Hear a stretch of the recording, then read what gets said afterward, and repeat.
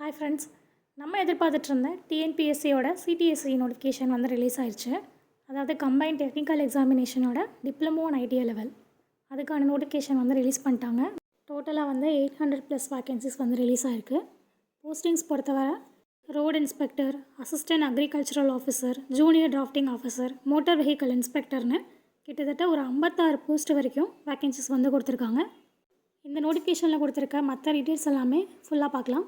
Video skip பண்ணாமல் end வரைக்கும் பாருங்கள். அதுக்கு முன்னாடி நம்ம ஆஸ்பிரன்ட்ஸ் இன்ஃபோ சேனலை இப்போ தான் ஃபஸ்ட் டைம் பார்க்குறீங்கன்னா கண்டிப்பாக ஃபாலோ பண்ணிக்கோங்க. வாங்க இப்போ வீடியோக்குள்ளே போகலாம். Okay, Tamil Nadu public service commission டிஎன்பிஎஸ்சிலேருந்து combined technical service examination diploma ஐடிஐக்கான லெவல் நோட்டிஃபிகேஷன் வந்து அஃபிஷியலாக ரிலீஸ் ஆயிடுச்சு. நோட்டிஃபிகேஷன் பார்த்தீங்கன்னா 7/7 நேற்று தான் வந்து ரிலீஸ் ஆகிருக்கு. இதுக்கான அப்ளை பண்ணுற டேட்டு வந்து 17/7.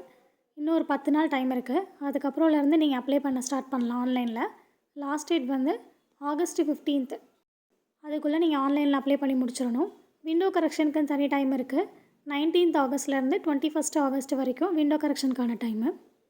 இதுக்கான எக்ஸாமினேஷன் வந்து உங்களுக்கு ஆல்ரெடி தெரிஞ்சிருக்கும். 2 பேப்பர் இருக்கும். பேப்பர் 1ல் பார்த்தீங்கன்னா Tamil eligibility test, general studies, aptitude, mental ability இதெல்லாமே இருக்கும். பேப்பர் 2 வந்து சப்ஜெக்ட் பேப்பர். இதில் வந்து civil engineering, automobile engineering, mechanical, electronics and communication engineering இந்த கோர்ஸ்லாம் டிப்ளமோ ஐடிஐ இன்ஜினியரிங் முடித்தவங்க அப்ளை பண்ணலாம். அப்ளை பண்ணுறதுக்கான அஃபிஷியல் வெப்சைட் வந்து நோட்டிஃபிகேஷனில் இருக்குது. நானும் டிஸ்கிரிப்ஷனில் கொடுக்குறேன். போஸ்டிங்ஸ் பார்த்தீங்கன்னா mines foreman, motor vehicle inspector, sub inspector of fisheries, assistant manager, textile இன்ஸ்பெக்டர்னு கிட்டத்தட்ட ஒரு டோட்டலாக 56 போஸ்ட் வரைக்கும் இருக்குது. ஒவ்வொரு டிபார்ட்மெண்ட் வைஸு போஸ்டிங்ஸ் வந்து ரிலீஸ் பண்ணியிருக்காங்க. நீங்கள் எந்த கோர்ஸ் முடிச்சிருக்கீங்களோ அதுக்கான போஸ்டிங்ஸ், அதுக்கான எலிஜிபிலிட்டி எந்த போஸ்ட்டில் வருதுன்றதை நோட்டிஃபிகேஷனில் செக் பண்ணி நீங்கள் வந்து அதுக்கு அப்ளை பண்ணிக்கோங்க. ஒவ்வொரு போஸ்ட் வைஸ் வந்து தனித்தனியாக வேக்கன்சிஸ் டீட்டெயில்ஸ் வந்து கொடுத்துருக்காங்க. டோட்டலாக வந்து 839 வேக்கன்சிஸ் இருக்குது. ஒவ்வொரு போஸ்ட் வைஸ் வந்து உங்களுக்கான பே லெவலுமே மாறும். ஏஜ் லிமிட்மே பார்த்திங்கன்னா ஒவ்வொரு போஸ்ட்டுக்கும் வேரி ஆகும். ஆனால் காமனாக வந்து 18 வயசு கம்ப்ளீட் ஆகிருக்கணும் மினிமம் ஏஜ். ஆனால் ஒரு சில போஸ்ட்டுக்கு அந்த ஜூனியர் ட்ரைனிங் ஆஃபீஸர், அதுக்கப்புறம் மோட்டார் வெஹிக்கல் இன்ஸ்பெக்டர் இந்த மாதிரி போஸ்ட்டுக்கெல்லாம் வந்து 21 வயசு வந்து கம்ப்ளீட் ஆகணும் அப்படின்னு சொல்லியிருப்பாங்க. அது எந்தெந்த போஸ்ட்டுங்கிறத நோட்டிஃபிகேஷனில் பார்த்துக்கோங்க. As per the government rules ஒவ்வொரு கம்யூனல் கேட்டகரிக்குமே அந்தந்த ஏஜ் கன்செஷன் வந்து இருக்குது. அதை வந்து நோட்டிஃபிகேஷனில் பார்த்துக்கோங்க. அடுத்து எஜுகேஷனல் குவாலிஃபிகேஷன் கொடுத்துருக்காங்க. மைன்ஸ் ஃபார்மன் போஸ்ட்டுக்கு வந்து டிப்ளமோ இன் மைனிங் இன்ஜினியரிங், நீங்கள் மைனிங் இன்ஜினியரிங் முடித்தவங்க அப்ளை பண்ணலாம். மோட்டார் வெஹிக்கலுக்கு ஆட்டோமொபைல் இன்ஜினியரிங் முடித்தவங்க அப்ளை பண்ணலாம்.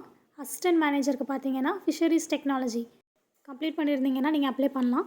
டிகிரியை பொறுத்த வரைக்கும் சயின்ஸ் வித் ஜுவாலஜி அதை வந்து மெயின் சப்ஜெக்டாக படிச்சிருந்தீங்க அப்படின்னா நீங்கள் அந்த போஸ்ட்டுக்கு வந்து எலிஜிபிள்.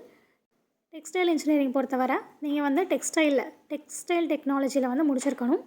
டிப்ளமோவில் வந்து ஹேண்ட்லூம் டெக்னாலஜி முடித்தவங்களும் பார்த்தீங்கன்னா அதுக்கு அப்ளை பண்ணலாம். ஸோ இந்த மாதிரி ஒவ்வொரு போஸ்ட்டுக்குமே அந்தந்த டிபார்ட்மெண்ட் வைஸ் நீங்கள் எந்த டிபார்ட்மெண்ட் முடிச்சிருக்கீங்களோ அதுக்கேற்ற மாதிரியான கேட்டகரியில் வந்து நீங்கள் போஸ்டிங்ஸை வந்து சூஸ் பண்ணி அப்ளை பண்ணிக்கோங்க. இப்போ நீங்கள் சிவில் முடிச்சிருக்கீங்க அப்படின்னா நீங்களே வந்து 3-4 விதமான போஸ்ட்டுக்கு வந்து அப்ளை பண்ணுற மாதிரி இருக்கும். அதுக்கு வந்து நீங்கள் ஒவ்வொரு போஸ்ட் பக்கத்துலேயுமே போஸ்ட்டு கோடுன்னு சொல்லிட்டு ஒரு நம்பர் இருக்கும். அதை நோட் பண்ணி வச்சுக்கோங்க. நீங்கள் அப்ளை பண்ணும்போது எந்தெந்த போஸ்ட்டெல்லாம் நீங்கள் அப்ளை பண்ணலாம் அப்படின்னு அதுவே எலிஜிபிலிட்டி வந்து காட்டும். அதை வந்து நீங்கள் செலக்ட் பண்ணி அப்ளை பண்ணிக்கோங்க. கோடை வந்து கரெக்டாக செக் பண்ணி வச்சுக்கோங்க. ஒரு சில போஸ்ட்டுக்கு வந்து இன்ஜினியரிங் இல்லை டிப்ளமோ கேட்டிருப்பாங்க. ஒரு சில போஸ்ட்டுக்கு வந்து 10th முடிச்சுட்டு ஐடிஐ டிப்ளமோ முடித்தவங்க அப்ளை பண்ணுற மாதிரி இருக்கும். இன்னொன்று வந்து நீங்கள் 12th முடிச்சுட்டு அப்ளை பண்ணுற மாதிரியும் ஒரு சில போஸ்ட்டுக்கு இருக்குது. அதை வந்து நோட்டிஃபிகேஷனில் ஃபுல்லாக தரவாக செக் பண்ணிக்கோங்க. ஸ்கீம் ஆஃப் எக்ஸாமினேஷன் பொறுத்தவரை நான் ஆல்ரெடி சொன்ன மாதிரி தான் பேப்பர் 1, பேப்பர் 2ன்னு 2 பேப்பர் இருக்குது. பேப்பர் 1ல் வந்து பார்ட் ஏல வந்து தமிழ் எலிஜிபிலிட்டி டெஸ்ட் இருக்கும். பார்ட் பியில் ஜெனரல் ஸ்டடீஸ் இருக்கும். பார்ட் சியில் வந்து ஆப்டிடியூட் அண்ட் மென்டல் எபிலிட்டி இருக்கும். பேப்பர் 2 வந்து உங்கள் சப்ஜெக்ட் பேப்பர். நீங்கள் என்ன இன்ஜினியரிங் முடிச்சிருக்கீங்களோ அதை செலக்ட் பண்ணி உங்களுக்கான சப்ஜெக்ட் எதுன்றதை பார்த்து நீங்கள் வந்து எக்ஸாம் எழுதிக்கலாம். நோட்டிஃபிகேஷன்லேயே பார்த்தீங்கன்னா ஹவு டு அப்ளை ஆன்லைன் அப்படின்னு சொல்லிட்டு ஒரு பேஜ் இருக்குது. அதில் வந்து நீங்கள் எப்படி அப்ளை பண்ணணுன்றது ஸ்டெப் பை ஸ்டெப் ப்ராசஸ் வந்து கொடுத்துருக்காங்க. ஃபஸ்ட்டு நீங்கள் ஓடிஆர் பண்ணணும். ஆல்ரெடி பண்ணியிருந்தீங்க அப்படின்னா நீங்கள் டைரெக்டாக போய் அப்ளிகேஷன் வந்து அப்ளை பண்ணிக்கலாம். இல்லைனா ஃபஸ்ட் டைம் பண்ணுறீங்கன்னா கண்டிப்பாக ஓடிஆர் பண்ணணும். அதை பண்ணிவிட்டு அதுக்கப்புறம் நீங்கள் உள்ளே போய் அப்ளிகேஷன் வந்து ஃபில் பண்ணணும். கண்டிப்பாக ஃபோட்டோ, சிக்னேச்சர் வந்து அப்லோட் பண்ணணும். உங்களுக்கே தெரிஞ்சிருக்கும். ஃபோட்டோ பொறுத்த வரைக்கும் உங்கள் நேமு, நீங்கள் அந்த ஃபோட்டோ என்றைக்கு எடுத்தீங்களோ அந்த டேட்டு அது 2மே வந்து ஃபோட்டோவில் பிரிண்ட் பண்ணியிருக்கணும். அந்த ஃபோட்டோ பார்த்தீங்கன்னா உங்கள் அந்த நோட்டிஃபிகேஷன் டேட்லேருந்து 3 மாதம் முன்னாடி அந்த 3 மாத கேப்பில் வந்து அந்த ஃபோட்டோ எடுத்துருக்கணும். அந்த டேட் தான் வந்து நீங்கள் ஃபோட்டோவில் மென்ஷன் பண்ணியிருக்கணும். நீங்கள் அப்லோட் பண்ணும்போது அதோட பிக்சல் சைஸ் என்ன, டாக்குமெண்ட் சைஸ் எவ்வளோ எல்லாமே வந்து நோட்டிஃபிகேஷனில் கொடுத்துருக்காங்க. அதை நல்லா கிளியராக பார்த்துக்கோங்க. எக்ஸாமினேஷன் சென்டர் பார்த்தீங்கன்னா 38 டிஸ்ட்ரிக்ட்லேயுமே கொடுத்துருக்காங்க. நீங்கள் வந்து உங்கள் டிஸ்ட்ரிக்ட்லேயே போய்ட்டு நீங்கள் எக்ஸாம் எழுதிக்கலாம். எக்ஸாமினேஷன் ஃபீஸ் வந்து நார்மலாக நீங்கள் 100 ருபீஸ் வந்து பே பண்ணுற மாதிரி இருக்கும்.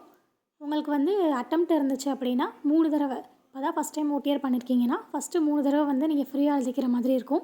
எக்ஸாம் ஃபீஸ் இருக்காது. அப்படி இல்லை அந்த 3 டைம் முடிஞ்சிருச்சு அப்படின்னா நீங்கள் வந்து கண்டிப்பாக 100 ருபீஸ் பே பண்ணி தான் எழுதணும். ஸோ உங்களுக்கு வந்து ஃபீஸ் கன்செஷன் இருக்கா அப்படின்றத நீங்கள் வந்து அஃபிஷியல் வெப்சைட்டில் போய் செக் பண்ணிக்கோங்க. நீங்கள் அப்ளை பண்ணும்போது அதுவே காட்டும். நோட்டிஃபிகேஷனோட எண்டில் வந்து சிலபஸ் கொடுத்துருப்பாங்க. பேப்பர் 1, பேப்பர் 2 எல்லாத்துக்கான சிலபஸுமே இருக்கும். தமிழ்னால் அதுக்கான டாபிக்ஸ் எந்தெந்த டாபிக்ஸ்லேருந்து உங்களுக்கு வரும் அப்படின்ற எல்லா டாபிக்ஸுமே மென்ஷன் பண்ணியிருப்பாங்க. நீங்கள் நோட்டிஃபிகேஷனில் நீங்கள் சிலபஸை செக் பண்ணி நீங்கள் இப்போ இருந்தே ப்ரிப்பேர் பண்ண ஆரம்பிச்சிங்கன்னா உங்களுக்கு வந்து கரெக்டாக இருக்கும்.